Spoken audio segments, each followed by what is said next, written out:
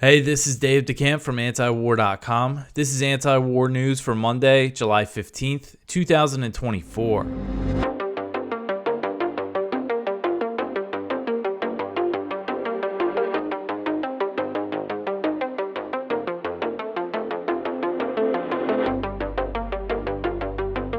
All right, so obviously the big news of the weekend was the attempted assassination of Donald Trump. Really crazy thing to see. When I first watched that video, I couldn't believe it.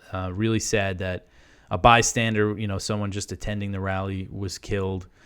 What does this mean for foreign policy, for the wars, for everything that's happening around the world? It means that there's going to be a lot less attention on it. That's bad news for Gaza. It already seemed like there was less and less attention on it with everything happening with the election with Biden, with everything going on with him. And now we have this. So we're going to, of course, stay on top of everything over here. But, it seemed like the pressure on Biden related to Gaza kind of seems like it's going away, which is really unfortunate. So another thing that happened on Saturday, we published our first interview for Anti-War News with Khalil Sayegh. He's a Palestinian Christian from Gaza. We talked about the plight of Gaza's small Christian population and the tragedy that's happened to his family. He has family in Gaza, and some have died over the past 9 months. So please go check that out if you haven't already. Let me know what you think.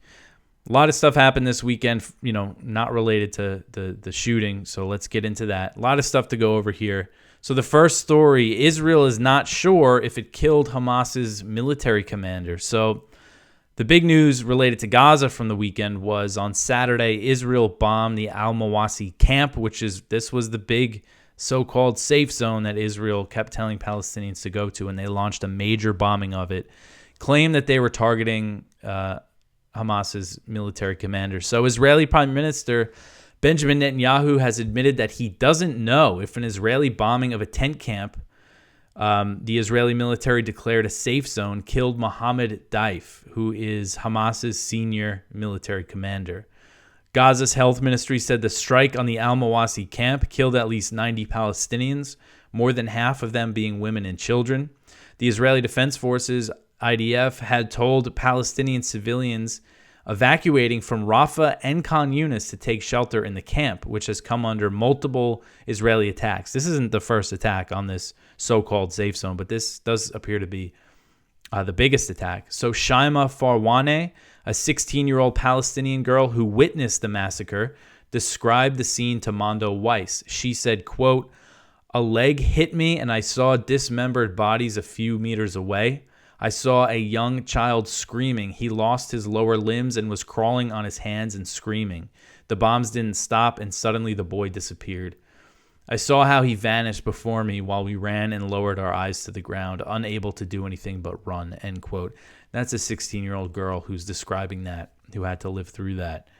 Israeli officials said that the IDF dropped 5 2,000-pound bombs on what they called a compound in the camp. 5 of those 2,000-pound bombs.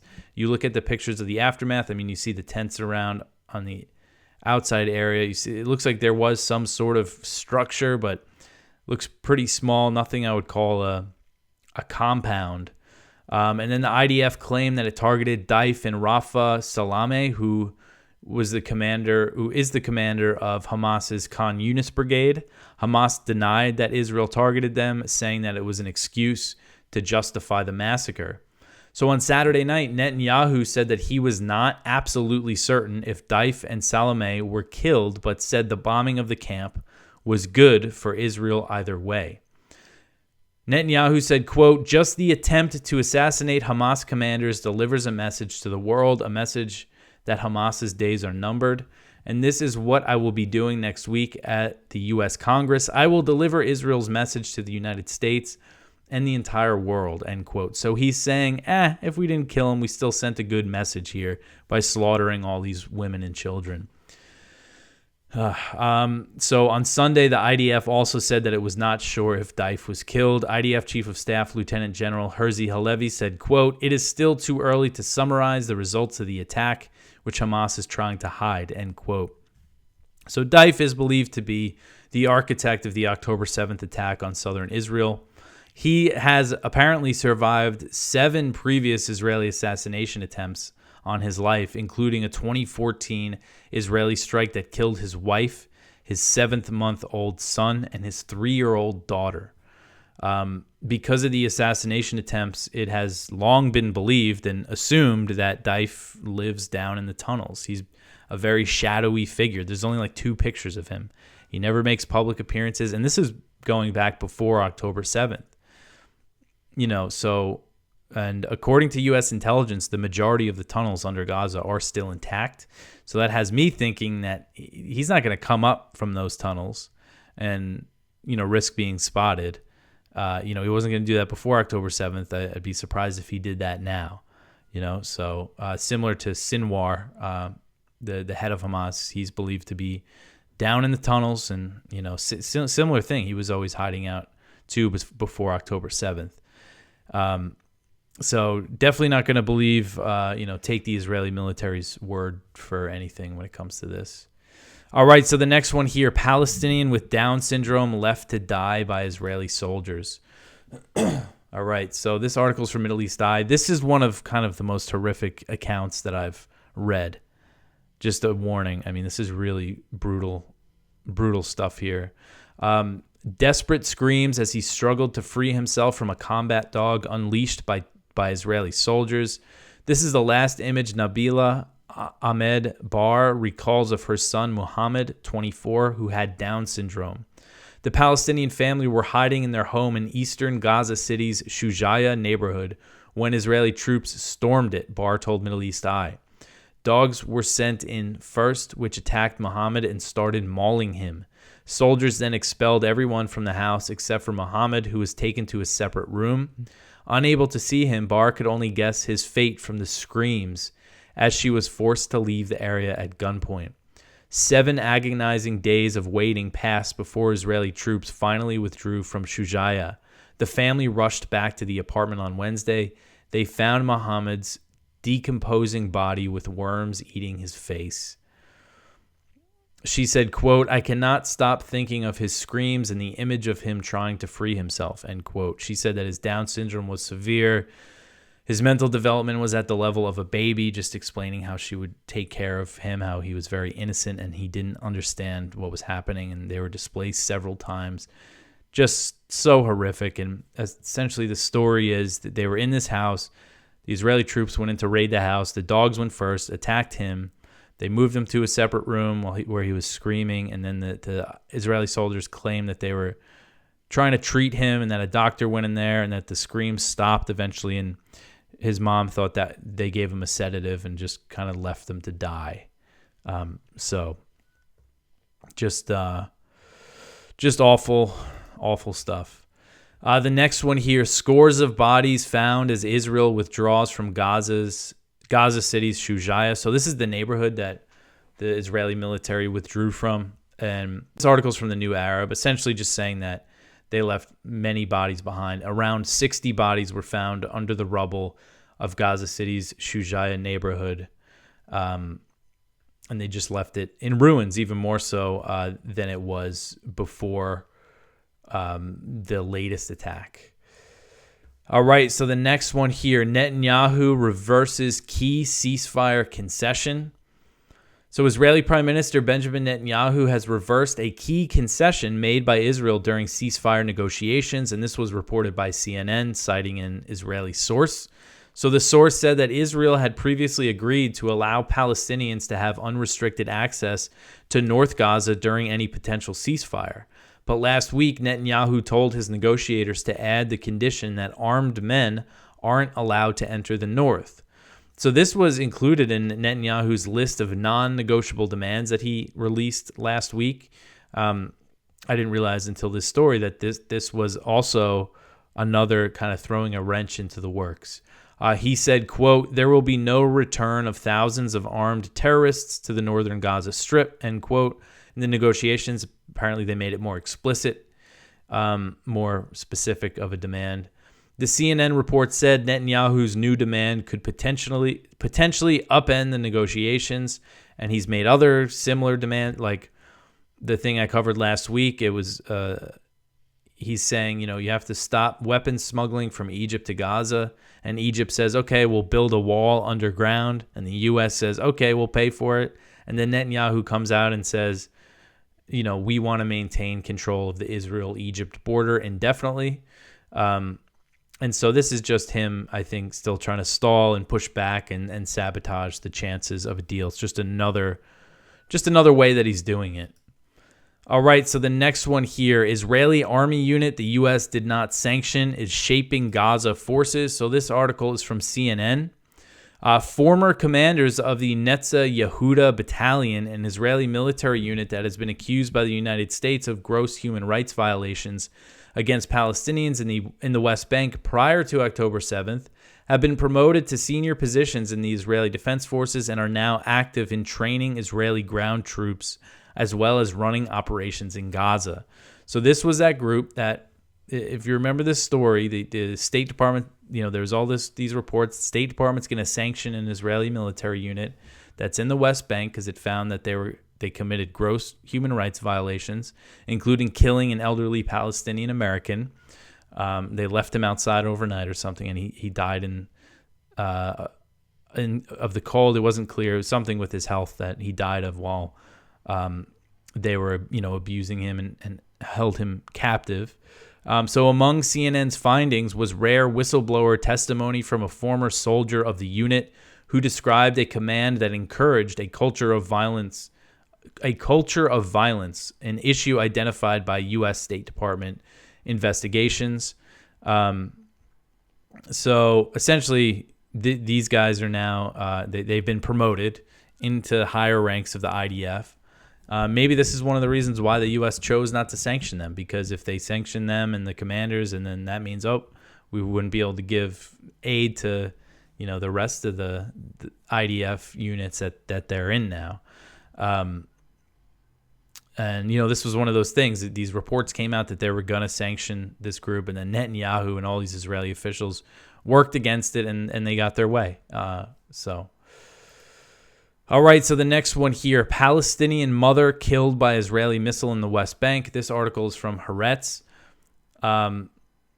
So this was, again, in the West Bank. This woman apparently was sitting and having coffee, and an Israeli missile came into her home and killed her right in front of her 7-year-old son.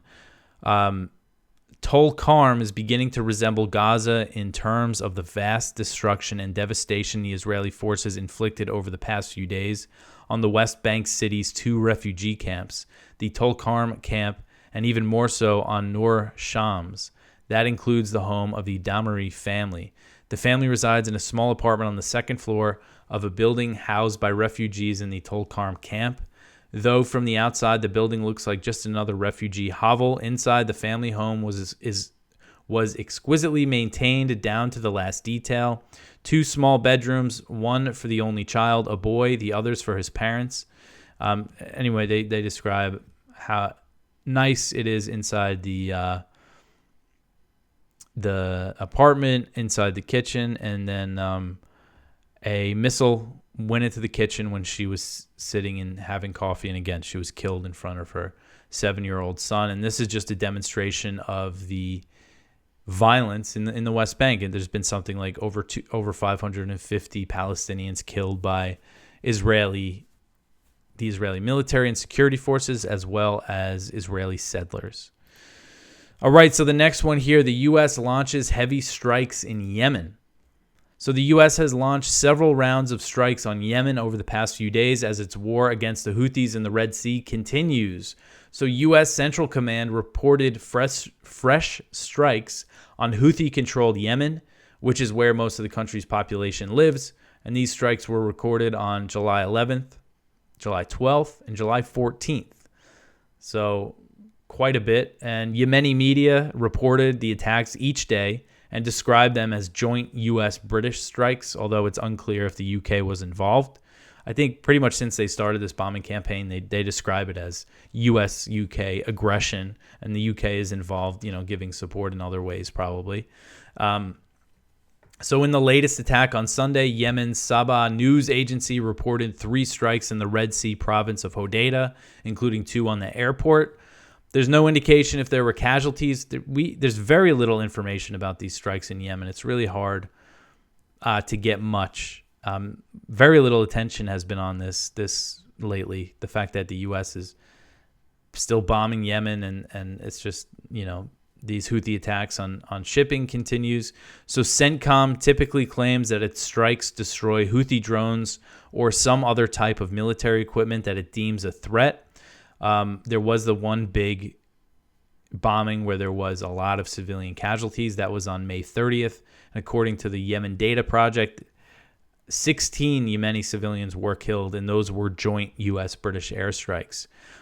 So CENTCOM has also reported that U.S. naval forces have been downing and intercepting Houthi missiles and drones. The U.S. has already spent over $1 billion on munitions in its new war with the Houthis in what U.S. commanders are calling the largest U.S. naval battle since World War II. Since the U.S. and the U.K. began bombing Yemen in January, the Houthis, officially known as Ansar Allah, have only escalated their attacks on Israel-linked and other commercial shipping in the Red Sea, the Gulf of Aden, and beyond. There were more Houthi attacks on shipping in June than any other month of this year. So it goes to show how this bombing campaign has done nothing. It's only escalated, which was very clear that was going to be the result. The U.S. knows that if there's a ceasefire in Gaza, the attacks will stop, but they're not pushing for a ceasefire in Gaza. They're just going to keep bombing away. And if you know about the Houthis, you know about the horrific war that the U.S. backed against them, the Saudi UAE war against them that killed hundreds of thousands of people, starvation blockade, bombing of civilian infrastructure, all that stuff. The Houthis, got better at fighting, and they developed missiles and drones and started to be able to hit Saudi territory in the UAE. And that's really what led to the Saudis agreeing to make peace with them. But now U.S. sanctions are blocking the peace deal. All right, so the next one here, Israeli airstrikes target Damascus, 1 Syrian soldier killed. Israeli airstrikes targeted sites in and around the Syrian capital of Damascus early Sunday, killing 1 Syrian soldier and wounding 3 others. So this was reported by Syria's news agency. So what happened here that was rare is that Israel took credit for it. Usually Israel bombs Syria all the time. They have for years, and they usually don't officially take credit for it. They stay quiet about it. But this time they did. They said it was retaliation for 2 drones that were launched into Israel. I don't think it was the Syrian military. That's who Israel bombed in response. It was probably, you see the Shia militias that operate in Iraq and Syria have been launching drones into Israel. So I would assume that it's them. That's why I'm surprised that Israel even said anything, because usually they just don't say anything about their airstrikes in Syria. They just do them. They've been bombing Syria with impunity, for years. So the strikes hit several military sites as well as a residential building in a neighborhood in the Kafr Susa district of Damascus. No sign that there was civilian casualties yet, but sometimes these things go up. We don't know much in the initial reports. All right, the next one here. Hezbollah strikes northern Israeli city of Kiryat Shmona, injuring 6. This article is from Jason Ditz. So Hezbollah fired a flurry of rockets against the northern Israeli city of Kiryat Shmona over the weekend, setting fires in the city's open areas and targeting Israeli troops, wounding at least 6. The attacks were retaliation for Israeli strikes earlier in the day against southern Lebanon, which killed 2 people. Israel identified the slain as Hezbollah, though Lebanese security sources said the attacks killed 2 civilians who were collecting water. So you have Israel is, of course, bombing Gaza, Lebanon, and Syria all over the weekend. And these kind of tit-for-tat strikes between Hezbollah and Israel continue. No sign of these tensions de-escalating, even if there is a ceasefire in Gaza. All right, so the next one here. Ukraine says that there have been attempts to kill Putin. So on Saturday, the head of Ukraine's military intelligence claimed that there had been several attempts at assassinating Russian President Vladimir Putin. So this is Kirill Budanov. He's the head of Ukraine's main directorate of intelligence, known as the GUR. He said that basically he just said there's been attempts to assassinate Putin, but they've been unsuccessful, obviously. So Budanov did not offer any details about the alleged assassination attempts. He has previously made similar claims, and other officials in the GUR have threatened that Kiev was preparing to target the Russian leader. Last year, Ukrainian drones targeted the Kremlin, and Russia treated that attack as an attempt on Putin's life. I'm not sure of any other incidents like that. And in response to these comments from Budanov, Kremlin spokesman Dmitry Peskov said the, quote, security of the president is established at the proper level, end quote. So Russian Foreign Ministry spokeswoman Maria Zakharova said assassination attempts on Putin are funded with U.S. money. So she's saying the Americans are funding this. And she said that the U.S. would be better off spending the money on domestic security and pointed to the assassination attempt on Trump.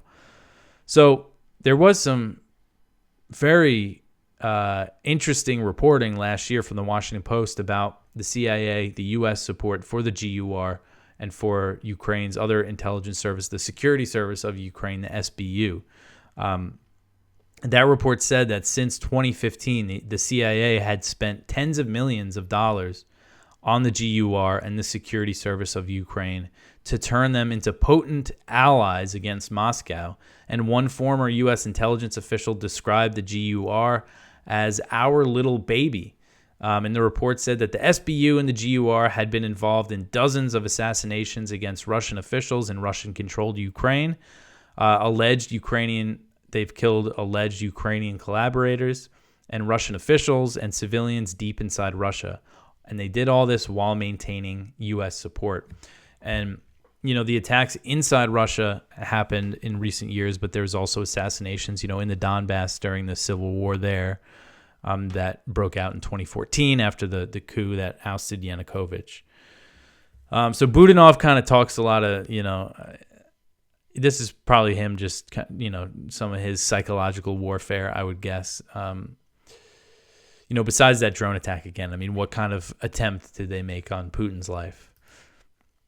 It's not like he had his ear shot or anything. All right, so the next one here, Ukrainian men desperate to escape war are drowning as they flee. So this article is from the Wall Street Journal, and it's very sad story here. So it just basically details these stories about these Ukrainian men who were trying to flee the draft. And actually, the first story that they talk about, Private Ivan Pidmalovinsky, he had been due back on the front line with Russia when rescuers pulled his lifeless body from a river on Ukraine's western edge. So this guy was volunteered in February 2022. He was fighting for 2 years. He was pulled off the front, and then he was going to go back, and he had enough, and he tried to escape, and he drowned. And this is one of, they found apparently dozens of bodies, more than 24 other men who have drowned in the river Tisa, and many of them are trying to flee the draft. So just a very grim story about the reality for people who do not want to go fight this war, or the people who are sick of fighting this war and are still stuck on the front lines or being forced to go back. I remember I went over, it was a Daily Beast article out of all places, that they spoke with a Ukrainian soldier who kind of lost it and was checked into a psych ward, and then they said, all right, you're good now, you're going back. And he was just completely, not said he couldn't handle it anymore, but they were still making him go back. All right, so the next one here, Lithuania moves to exit cluster ban treaty, citing effectiveness. So this article is from Kyle Anzalone at the Libertarian Institute. Lithuania is taking its first steps toward exiting an international pact that bans the use of cluster munitions on the battlefield. Due to their impact on civilians, cluster bombs have been widely outlawed. The parliament in Vilnius has started the process of withdrawing from the Convention on Cluster Munitions. The sponsor of this bill said, quote, Russia's war against Ukraine shows that it is extremely difficult to effectively substitute cluster munitions and their defensive power to stop a large-scale attack.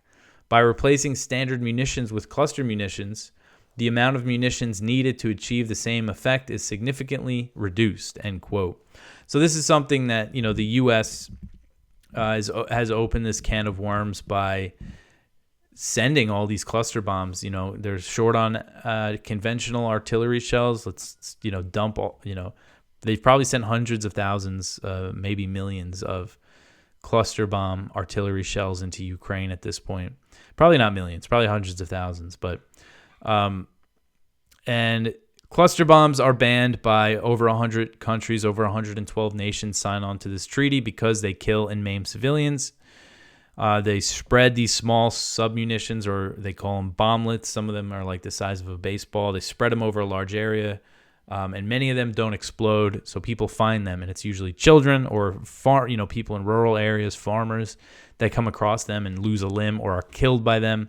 Thousands, tens of thousands of people have been killed or maimed by cluster bombs left over in Laos, Cambodia, Vietnam, by the U.S. bombing campaign there.